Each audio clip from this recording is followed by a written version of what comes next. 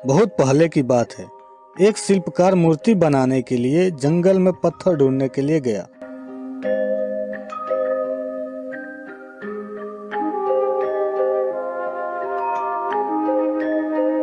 वहां उसको एक बहुत ही अच्छा पत्थर मिल गया, जिसको देखकर वो बहुत खुश हुआ और कहा, यह मूर्ति बनाने के लिए बहुत ही सही है।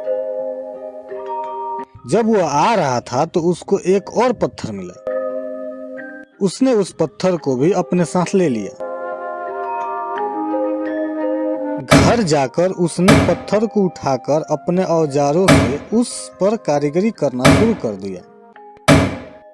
औजारों की चोट जब पत्थर पर हुई तो वह पत्थर बोलने लगा कि मुझको छोड़ दो, इससे मुझे बहुत दर्द हो रहा है। अगर तुम मुझ पर चोट करोगे तो मैं बिखर कर अलग हो जाऊंगा। तुम किसी और पत्थर पर मूर्ति बना लो। पत्थर की बात सुनकर शिल्पकार को दया आ गई। उसने पत्थर को छोड़ दिया और दूसरे पत्थर को लेकर मूर्ति बनाने लगा। वह पत्थर कुछ नहीं बोला।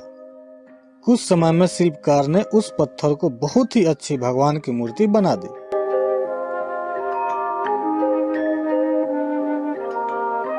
गांव के लोग मूर्ति बनाने के बाद उसको लेने आए।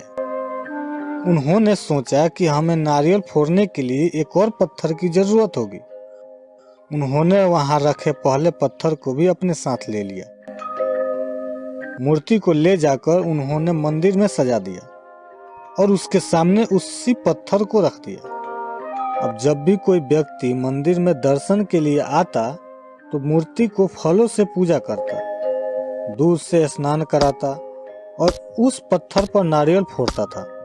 जब लोग उस पत्थर पर नारियल फोड़ते तो बहुत परेशान होता, उसको दर्द होता, वह चिल्लाता, लेकिन कोई उसको सुनने वाला नहीं था। उस पत्थर ने मूर्ति बने पत्थर से बात करी और कहा, तुम्हें तो बड़े मजे से लोग तुम्हारी पूजा करते हैं, तुमको दूध से स्नान कराते हैं और लड्डू की प्रसाद चढ़ाते हैं, लेकिन मेरी तो किस्मत ही खराब है, मुझ पर लोग नारियल फोड़। इस पर मूर्ति बने पत्थर ने कहा कि जब शिल्पकार तुम पर कारीगरी कर रहा था, यदि तुम उस समय उसको नहीं रोकते तो आज मेरी जगह तुम होते, लेकिन तुमने आसान रास्ता चुना, इसलिए अभी तुम दुख उठा रहे हो। उस पत्थर को मूर्ति बने पत्थर की बात समझ में आ गई। उसने कहा, अब से मैं कोई शिकायत नहीं करूंगा। इसके बाद लोग आकर उस पर नारियल फोड़ते, नारियल टूटने से उस पर भी नारियल का पानी गिरता और अब लोग मूर्ति का प्रसाद का भोग लगाकर उस पत्थर पर रखने लगे। इस कहानी से हमें यह सीख मिलती है कि हमें कभी भी कठिन परिस्थिति में घबराना नहीं चाहिए।